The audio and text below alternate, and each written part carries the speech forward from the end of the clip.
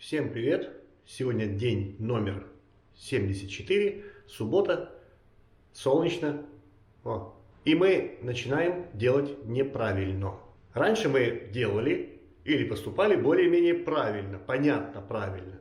Теперь мы будем действовать осознанно неправильно. Для понимания я скажу, что такое правильно. Для начала я упущу моменты, связанные с лабораторными анализами, с поиском составов смесей, с технологами, технологичностью, с созданием проекта подобных работ. Этот момент, который я упущу вот с этими товарищами, да, этот момент занимает где-то там полгодика-год и обойдется в несколько миллионов рублей. Я это упущу и поговорю просто про правильную сторону работы на вот таких вот потолках. Как бы правильно это было. Это известь. Значит, мы должны работать известью. Алгоритм действий совершенно иной. Никаких акриловых грунтовок. Затворяем негашенную известь, ждем пару недель, потом берем эту водичку и поливаем этой водичкой. Кальцинируем остаток вот этой вот старой штукатурки. В дальнейшем стандартное нанесение, обрызг, грунт, накрывка. В местах, где у нас на карнизах присутствует гипс, тонкий слой гипсовой накрывки, эти места мы не заделываем, заделываем их точечно, подбирая консистенцию гипса, то есть несколько гипсовок, туда больше гипса, туда меньше гипса. Потом выбираем по структуре схожий гипс с историческим и только потом точечно замазываем. Вот уже даже перетирать, просто перетирать теркой известковой, штукатуркой гипсовую накрывку, это уже будет неправильно. Инъектирование. Гидравлическая известь. Германия, Франция, Великобритания на выбор. Там много такой извести. Крупная полость. Гидравлическая известь плюс цемянка. Не кирпичная цемянка. Керамическая цемянка. Еще можем вспомнить керамические кляммеры вкупе вот с этой известково-цемянковой смесью. Кстати, обработка вот этой известковой водичкой, это 2 раза. Это перед и после. Желательно. Длится это, по-моему, порядка 2 недель. Один цикл. Впоследствии, в самом конце, покраска. Не, ребята, забудьте про покраску. Только побелка. Только побелка. Которую вы будете возобновлять там потом. Раз в несколько лет. Вот это что-то близко к правильному. А мы будем делать неправильно. Потому что это проще, потому что это вписывается в наш бюджет и в наши сроки, которые уже там, позади, давно позади. И всякий, кто хочет сделать правильно, Google, Яндекс, ищите информацию, делайте правильно. Мы делаем здесь неправильно. Мы делаем удобными смесями, проверенными удобными смесями. Для обработки конкретно этих потолков мы будем применять систему КНАУФ. Грунт, штукатурка и шпаклевки. Я работал с этими материалами. Их характеристики соответствуют заявленным производителям. Они хорошие, удобные в работе. Хорошая трещиностойкость. Все, что мне нужно. И самое главное, они достаются вот так. И через 2 часа Петрович привозит их прям вот мне в комнату. Прям ставит мне мешок в нужное место. Это круто. Ну, поехали. Первый ход – грунтование, грунтовка. Здесь я позволю себе одну вольность – отступление от самой технологии. Сейчас объясню. Для поверхности старой штукатурки, именно остатков старой штукатурки, я бы должен использовать мультигрунт. Я бы должен использовать мультигрунт везде, по всей плоскости. Отступление от этой технологии мое следующее. Я не буду использовать мультигрунт для оставшейся старой штукатурки, а использую его дранка и трещины, расшитые трещины, осыпающиеся участки и торцы старой штукатурки, проливая туда за штукатурку. А перед этим все, кроме липных гипсовых элементов, 2 раза тифингрунт, причем разбавленный 2 к 1, либо 3 к 1. Мокрым по мокрому. 2 раза разбавленный тифингрунт – это будет что-то типа пропиточного грунта. Разбавлять его можно. На упаковке тифингрунт указано, хотите красить 1 к 1 с водой. Ага, значит, вас можно разбавлять. Отлично, мне это нравится. Я не верю церезитам, пропиточным там грунтам всем, не верю, не хочу думать даже о них. Я просто разбавлю тифлинг-грунт и 2 раза мокрым по мокрому. Полное высыхание, трещины, дранка, все примыкания штукатурок, мультигрунт. Поверхность только тифин. Предварительно еще раз надо все обеспылить, прочистить, подготовить к грунтованию, чтобы грунтовка не ложилась на пыль. После этого уже можно будет смело начинать грунтовать. Итак, смешивание грунтовки с водой. Казалось бы, что может быть проще? А я вот сам довольно недавно узнал свойства акриловых материалов грунтовки, в том числе, если в нее добавить воду, либо что-нибудь грязное положить, она тухнет, она просто стухнет. Если мы будем разводить в ведре и оставим на какое-то время, в тепле, например. Желательно производить смешивание в отдельной таре. У меня для этого 5-литровое ведро. И еще момент, почему 2 раза и почему тифин. Если разбавить 1 к 2, 1 к 3, вероятность появления пленки меньше, а нанося ее сразу же, раз за разом, не давая высохнуть, мы получим проникновение и получим хорошее укрепление. Лучше, чем 1 раз одинарный, как по мне. Как по мне, да. И еще момент. Рекомендации Knauf под штукатурку Knauf, под штукатурку Rotband всегда должен быть мультигрунт. Вот водичку. Сейчас вместе смешаем, посмотрим. Сделаем 1 к 2. Посмотрим, есть ли смысл делать 1 к 3.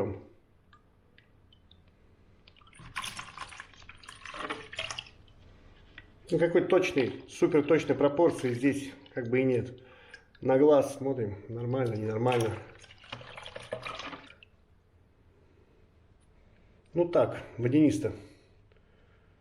Я добавлю еще, наверное, полчасти. Получится 1 к 2,5 где-то, или что-то рядом. А уже лучше. Уже лучше. Вот так хорошо будет. Как бы маслянистости особой не замечено.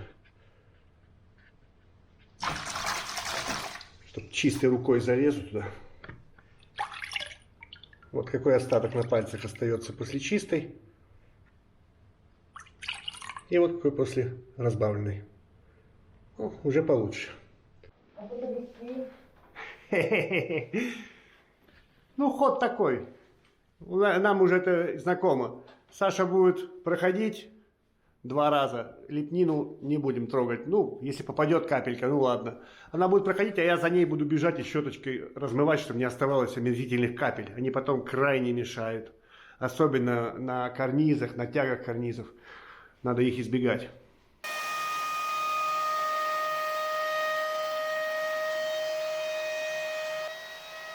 Первый впитался, теперь на второй слой. Я поднимусь вверх и буду убирать капли.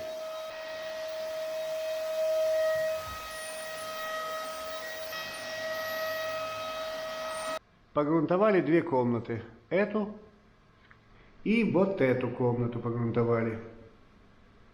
После полного высыхания дальше мультигрунт. Как и обещал, покажем нанесение силикона наверх. Вот туда, на этот уголочек. Мы кожух снимали, а нанесение не показывали. А сейчас покажем его. И обратите внимание, правая часть, она более светлая. Так вот, она была еще светлее. Это я экспериментировал с перекисью водорода из аптеки. 3% перекись.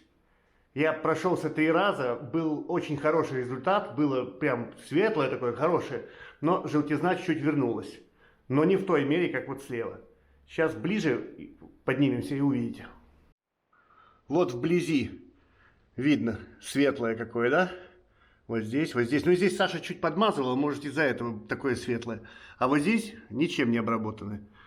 То есть, в принципе, перекись вот так как-то работает. Но у меня есть товарищ, который работает в лаборатории. Он спросил у своих там лаборантов, друзей. Они говорят, да, есть такой способ, можно, в принципе, работать. Но бывает, желтизна может пробить еще сильнее после перекиси. Ну, то же самое с хлором. В принципе, вот вариант такой. Так, намазывание силикона. Вот так происходит. Он как омерзительно капает. Теперь это не на столе работа идет. Не, вот, он пытается убежать. Первый слой без загустителя. Силикон Пентеласт 9131. Начали мы работу в начале дня. До вечера он уже привстанет, он довольно медленный. И вечером еще один слой с загустителем. И еще такой момент. Мы не будем полностью формовать весь угол, а только нижнюю часть с кисточками и правое вот завиточек, правое ушко. Потому что эта деталь, новая деталь, пойдет на восполнение вот на двух вот этих углах. Здесь не хватает правой части, а здесь не хватает всего низа. То есть мы не будем полностью менять. Здесь добавим и здесь добавим. То есть они в массе, они останутся родные, старенькие уголочки. Просто у нас есть в другой комнате еще в худшем состоянии, ну как бы тактильно. Так что сбивать его, а оставлять тот, ну зачем? Он 100 лет простоял и еще 100 лет простоит. Во, сейчас намного веселее все капается. Все капается. Прям в камеру. Ай-яй-яй, тихо. А пока там что как происходило, а Саша уже налила какое-то количество вот этих вот порезочек лавриков. Лаврик, вот он.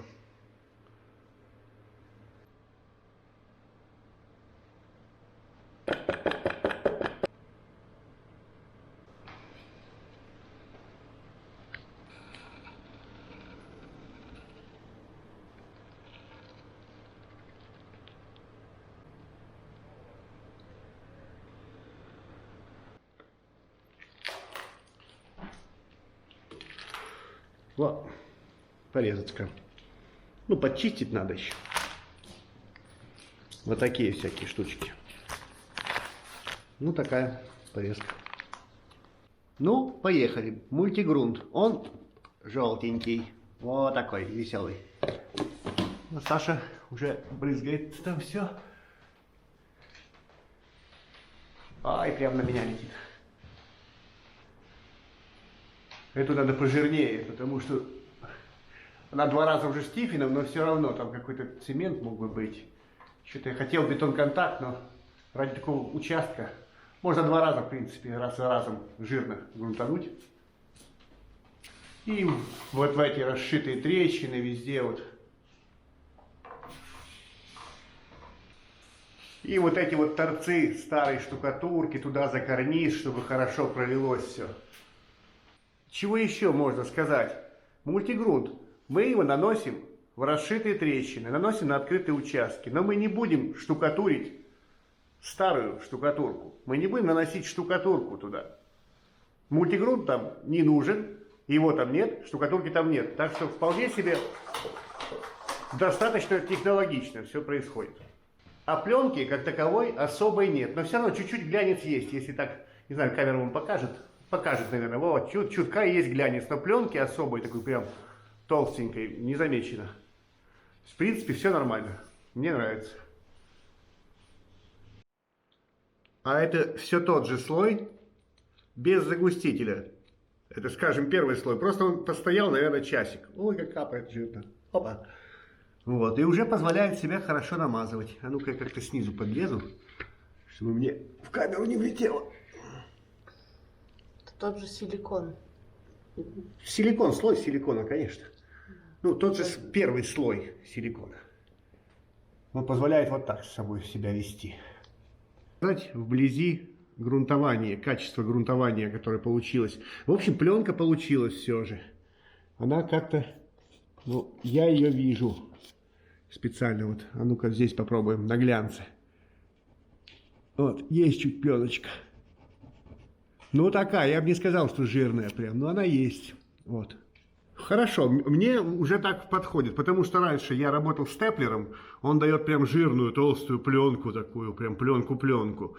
И здесь трещины уже обработаны. Получается 2 раза Тиффин и 1 раз мультигрунт. Сейчас попробуем.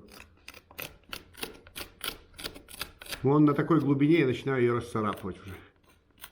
То есть отлично, отлично. То есть очень хорошо. Все крепко, классно держится. Никакого осыпания не происходит. Древесина на ощупь такая какая-то, покрытая. Чувствуется, что чем-то ее покрыли. Такая прям. Она уже высохла, естественно. И вот она уже такая потемнела прям. Можно было бы сделать все-таки тиффингрунт жижи. Ну, в других комнатах попробуем жижи сделать. Мы только 2 обработали. Ну, уже это хорошо. Пленочка есть, она небольшая. Она паропроницаема. И здесь мультигрунт еще сверху. Вот такой вот пирог грунтовок получился. Вот, а теперь уже силикон с загустителем. Это как бы слой 3-й или 2-й. Как-то не посчитать тут. В общем, вот так работает с загустителем. Этот слой, 1-й или 2-й, он еще немного липкий. Вот. Но уже следующий слой с загустителем уже нормально намазывается. Толстенько. Жирненько. Слева тут. И в конце еще мастихинчиком загладить можно, чтобы гладенько было. Саша заканчивает подмазывать последние порезочки. А я все прикрутил. Всю эту комнату за день. Я сам удивился, как-то вяло, понедельник. А ничего так, как-то само собой, превозмогая. Все прикрутил. Эта комнатка готова дальше в работу.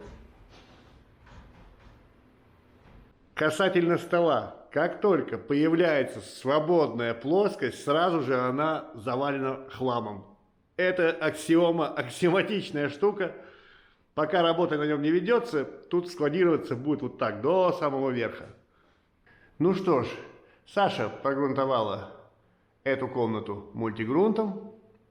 И эту комнату тоже мультигрунт. О, как контрастно теперь дранка и доски смотрятся. Хорошо все прогрунтовано, все классно. Завтра, скорее всего, начнем штукатурные работы и начнем с этой комнаты заниматься. Ну и намазали еще уголочек. Показали процесс, как мажется силикон вверх, а не вниз. Такой был итог 2 дней. Мы начали неправильно действовать, неправильное действие. Начали работать с системой Knauf. Штукатурка планируется, естественно, Knauf Rotband. И насчет правильно, неправильно, как бы там ни было, я бы очень чисто сердечно, от души хотел бы поучаствовать в чем-то правильном. Я хотел бы поработать чисто известью, хотел бы поработать всякими хитрыми смесями, медленно, спокойно, уверенно. И очень буду рад, если когда-нибудь мне представится такая возможность в частной практике. А так сейчас правильно, далеко даже не всякие храмы делают. Именно вот так, правильно. Я бы хотел, ну, реально. Это прикольно, это классно, и это такое хорошее приобщение. Но рыночек, эффективность, скорость и вот это вот, да, раз. И через 2 часа материал у меня прям на рабочем месте. Это очень круто. Так что стартовали с грунтовки. Я думаю, теперь пойдут дела, надеюсь, пойдут дела намного быстрее. Ну и свидетели Святой Церкви правильной реставрации, координируйтесь где-нибудь на другом соседнем канале, в другом месте. Мы будем действовать так. И здесь уместно повторить еще один раз. Весь видеоматериал, представленный на канале, является развлекательным контентом. Не используйте видеоматериал как прямое руководство к действию. Понравилось видео – лайк, не понравилось видео – дизлайк, комментарии, все как обычно. Спасибо, до свидания, всего доброго.